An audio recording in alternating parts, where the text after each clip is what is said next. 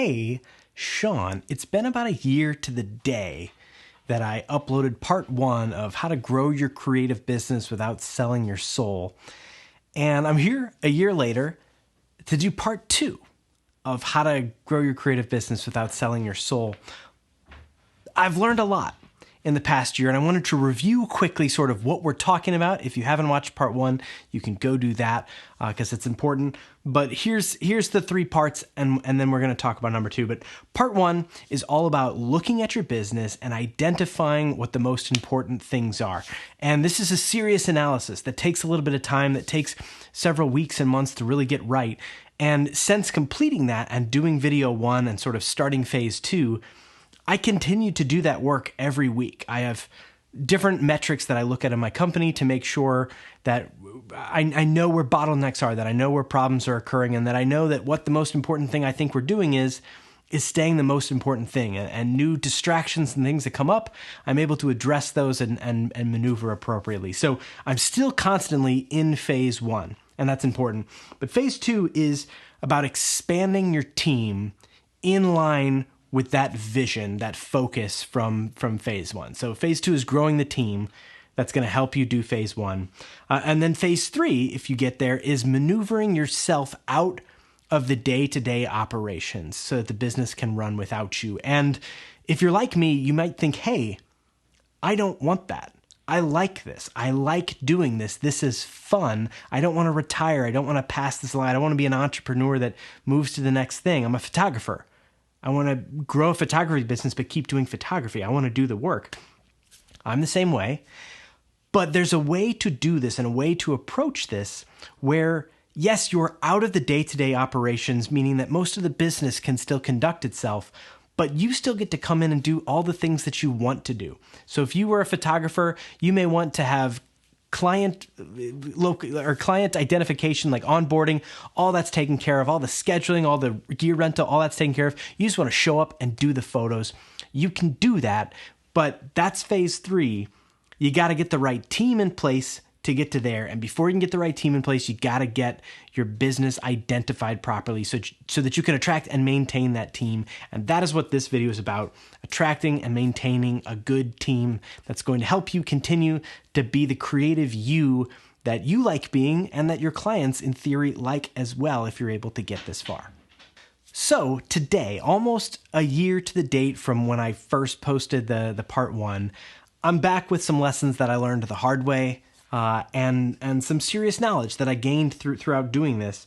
And if you want to grow your business, and by that I mean not only the volume of work that you do, but also the quality of work that you do, and more importantly, your own skill level. The only way to do that is by working with other people. If you do the same thing by yourself, yes, you'll get a little bit better. If you're a photographer and you only work by yourself, you will grow as a photographer. But if you want to get to the next level, if you want to be serious, start collaborating and you will see your skills skyrocket in a way that you didn't anticipate. And that's what I've seen firsthand with video. And as I've hired portrait photographers to do video with me, I'm learning new things about lighting and framing and things that I never paid attention to before. This is all part of growing your business. And again, it's not always in service of getting yourself out of the business. But if you want to grow and get better, this is an important part of that too. But trust is the most important thing. If you're going to have a team, if you're going to have people, you have to trust them in a creative business, because this isn't just a transaction. This isn't where you're painting someone's house, and as long as it's painted, it's fine. It may be clunky or somebody might be in a bad mood or whatever, but if the house is painted, the house is painted. What we do as creatives is art. We have a style. We have a persona about us that our clients like. We don't get hired to paint a wall of a house. We get hired to do a portrait of somebody, to do a mural, to capture an attitude, something like that. And with that being as important as it is to our brand, to our identity as artists, having a team that supports us and that we can trust and that trusts us is paramount to making that happen in a way that's sustainable and in a way that's going to constantly honor that focus of your brand and what makes you unique and the things that are the most important to you, which hopefully you identify in part 1 of this. Again, all of this is taken and paraphrased and inspired by Mike Michaelowicz's book, Clockwork, which I read with my arms crossed a little bit like this doesn't apply to me. And well done, Mike. It applied again. You did it. I just couldn't see it at first from where I was, but as I started making steps, it's coming into focus. So how do you get a team? I have bad news for you, and that is there is no shortcut. If you want people that you can trust, there is no shortcut to getting people that you can trust. There are only two things that you can do to build a team of people that you can trust. The first is by go through part one and identify what is your business all about? What is your brand all about? What is your artistry all about? What is the feel? What does it look like? What is the experience of working with you? Identify that. Work with your clients to identify what that is. Why do they pick you? Get that in a box that you can show to people and broadcast it. If someone lands on your website, they should know, what are you all about? What kind of companies do you like working with? What kind of work do you like doing? What makes you excited? What are you really good at? This should be so obvious that anyone who becomes tangentially familiar with your work should know in a heartbeat, oh, they do work like that. Because that's your first level of weeding people out, of potential candidates. If they'll look at your stuff and say, oh, I don't want to do stuff like that. I don't want to do, weddings. I learned that. I can look at somebody and be like, I don't want to work with them. They do weddings. That's fine. There's no judgment there. I don't like weddings. Some people love weddings. They love the challenge of weddings. I learned a lot from weddings. I don't enjoy it though. I like working with nonprofits, educational institutions. I like interviews with people who you don't know what they're going to say. It's not a script. It's not a scripted commercial. I like pulling stories out of people and hearing. I like being in that seat. And that comes across in my work, hopefully, where when people see what I do, they say, oh, I want to do that kind of stuff too.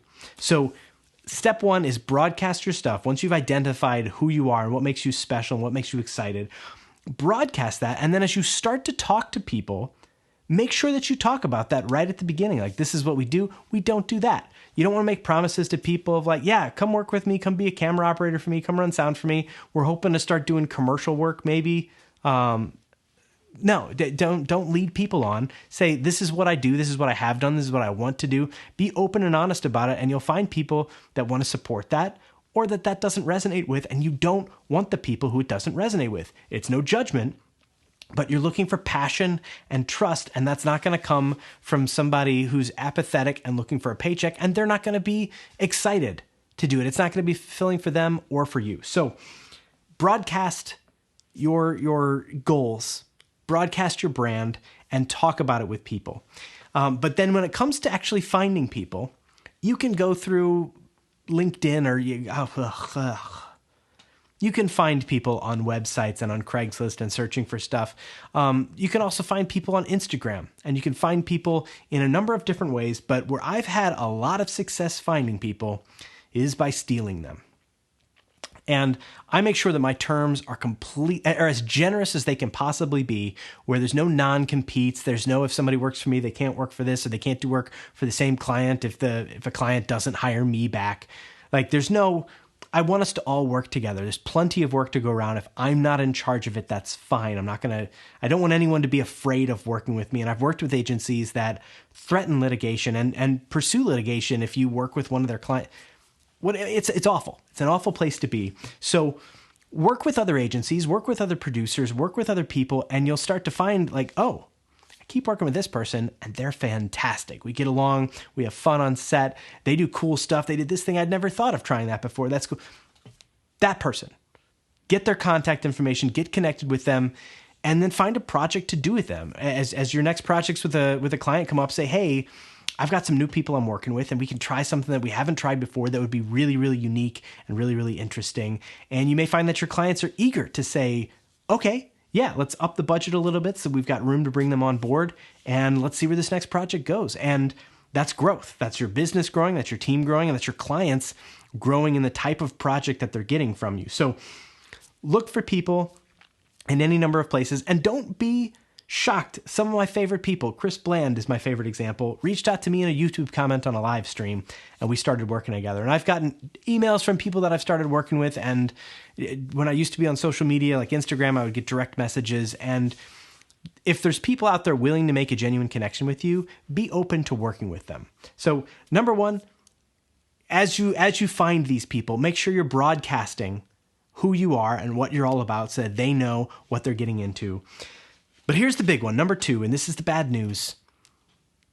You just got to give people a shot. There is no way to find out if somebody's going to be a good fit for you and your team without hiring them to do it. Obviously, look through their portfolio, call their references, call their previous clients if they make that available. Do all that. But know that you may hire someone and they make some rookie mistake and a bunch of their footage is garbage. If you're doing video, you may find that they're just sort of a grump on set, or they did the bare minimum, but they didn't really get creative or excited about anything. There's no way to know how that's going to be without having hired someone and done it. And I say that only to say everyone makes this mistake. It's not even a mistake. You hire some people and some people don't work out. They're not a good fit for any number of reasons. It's not a reflection on you. And I struggled with this for a long time because I had hired a salesperson, in a story that I'll tell at another time. I'd hired a salesperson a long time ago, and I was just so disappointed in what they sold nothing. We got no new clients from their work. And I spent like 2 years after that just beating myself up. Like, what did I miss? I interviewed this person. I equipped them as best as I could. We came up with a competitive compensation for that. Like, so much work. And it was nothing. What did I miss? How did I hire somebody who ended up doing nothing? And it just made me feel bad. I felt embarrassed, and then I lacked confidence of hiring somebody else. Like, well, how do I know I'm not going to make that mistake again? And after doing this for as many years as I've done this now, it's just something that happens, and it's okay. Take your risks in a safe way. I usually like to bring new people onto my crew when I have other people. It's not everything counting on them. Like, if they show up and they're a total failure, a total disaster, my project isn't lost because of it. Sometimes I bring somebody on as a third camera operator when we've got two people and we could get away with two. And I'm usually pleasantly surprised, but it does happen where somebody just doesn't work out. And I can think of only two examples of the probably 25 people that I've hired over the past few years. And in case you're wondering, if I've ever hired you twice, you're not one of those two people. And this gets down to the next step. After you've given people a chance, there are two things that you need to do, and only two things. One, you need to pay them well. As a creator yourself, you know that it can be uncomfortable and difficult to fight for the money that you deserve for your work. And as a creative, hiring other creatives, the last thing you want to do is make them beg you or resent you of like, oh, I'm doing another project for them. They're not paying me anything. Sometimes the budgets are small, and you can be upfront about that and say, look, I know this isn't what you want. Take it or leave it. I'm sorry. It's $400. I know you like $800 for your day rate. This is the best. You can be open and honest about that, but if you try to like push somebody down on their day rate, it becomes a bad situation. Talk to your clients and say, hey, I want to bring this person in. It's going to change the project in these ways. It's going to help us film more interviews faster because we're going to have more hands. They're going to look prettier because this person has experience with this and this and this. And it's going to cost us an extra $1,200, but it's going to be worth it. I found that my clients almost always say like, yeah, do that. It sounds like it's going to make our project better, and it's an extra $1,200 in a $12,000 project. That's fine. So don't be afraid to ask your clients, because it's easier to ask your clients for a little extra money than it is to constantly screw over the creatives that are trying to do work with you. So make sure you pay people fairly, pay them their day rate, and be open with them about everything. And then also increase their fee for you over time. It's never fun to ask for a raise, especially when you have a good, long relationship with somebody. And the few times that I've had to raise my rates with the agencies I work with, I always feel gross a little bit, like, oh, by the way, it's a new year and my price went up again. I hope that's okay. I don't like that. I try to do the opposite a little bit of saying like, hey, last year I paid you $850 for every gig, and I'd like to pay you $1,000 this year. And that goes such a long way. And it's an extra $150. And you could be somebody who says, you know, I want to optimize my return and maximize my profits. And this is not an industry where you are going to have creatives like you if you were that kind of person. So my advice is, as you build your team, pay them fairly, pay them well, and don't make them beg for the money that they're earning for you and the projects that they're helping you create, because your work is getting better.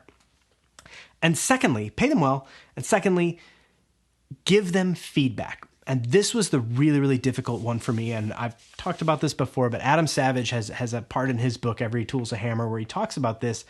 And when you start working with somebody, if somebody disappoints you, you should tell them why. That's the respectful thing to do. And it can be really difficult to do that sometimes. And if somebody shoots for you, I had somebody shoot for me one time who was so hungover that they never checked focus on their camera and all of their footage was out of focus.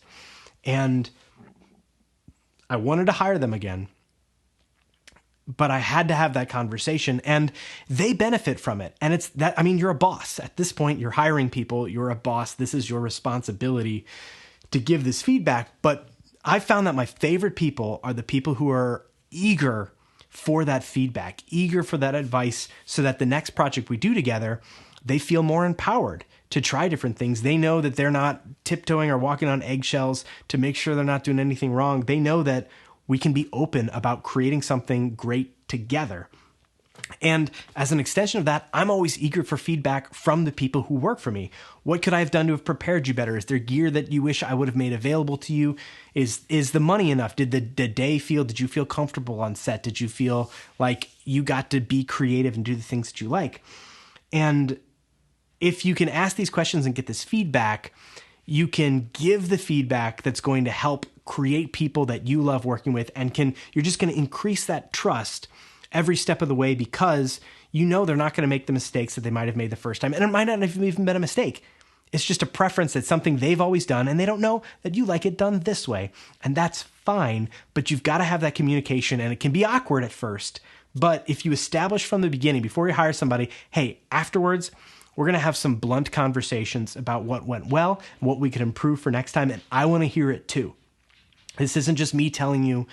I want to be open. You've got experience, and I want to learn from your experience. This is all part of it. So those are the two things you need to do. You need to pay people well, and then get feedback. And when you do this enough, you will build this cycle of trust, and you will find that suddenly you have a team of people that you can trust to help you do your work even better and make you better at doing that work. So after you've built your team of people that you trust and things seem to be going well, the final piece is to work with these people over time to find what they love doing and help them do more of it, or look for skills that they may want more experience in doing that they can do. Somebody may be working with you and they say, hey, I'd love to focus on just lighting for a shoot. Say, okay, that's something we can do on the next shoot. Now that I know that you want to do that, we can make that happen. Or, oh, I'm really interested in starting to write the scripts, or maybe I want to try directing. Great. Give people these opportunities to experiment in different roles, because they're going to get better at all their jobs by having these different perspectives from different parts of production, or whatever creative industry you're a part of. But you're helping equip them, because you want to put them in a spot where these people can grow and grow their skills without outgrowing you.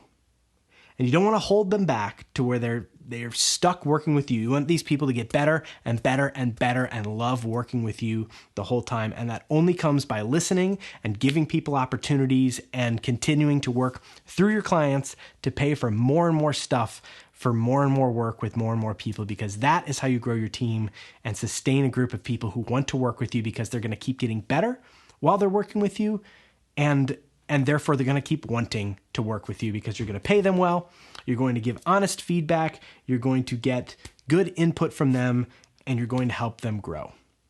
That's it. That's how you build the team. And I'm at a point where I have 2 directors that I trust working with. I have 2 producers that I trust to produce things, and I have 6 different camera operators that I don't have to be on set. I can trust that they will do everything and do it well. And this was not a place I was in 2018. All this has happened since 2018. Most of it happened in the past 2 years, and especially in the past year, after I really identified what my focus is. And now as I bring people on board, they know what I'm looking for, they know what I'm all about, and that has helped us grow and help them understand the projects that we're working on, so that they can capture things in a way that is going to support what they know a boom reactive project should look like. That's all I got. The next step 3, is taking this momentum and working myself slowly out of the equation so that projects can run a little bit like clockwork. And I can have a little bit more creative flexibility in what I do, and the company can run smoothly and nothing's going to get hung up on me. So that'll be phase 3, hopefully in less than a year, but we'll see. Have a great day or night or whatever, wherever. See you later. Bye.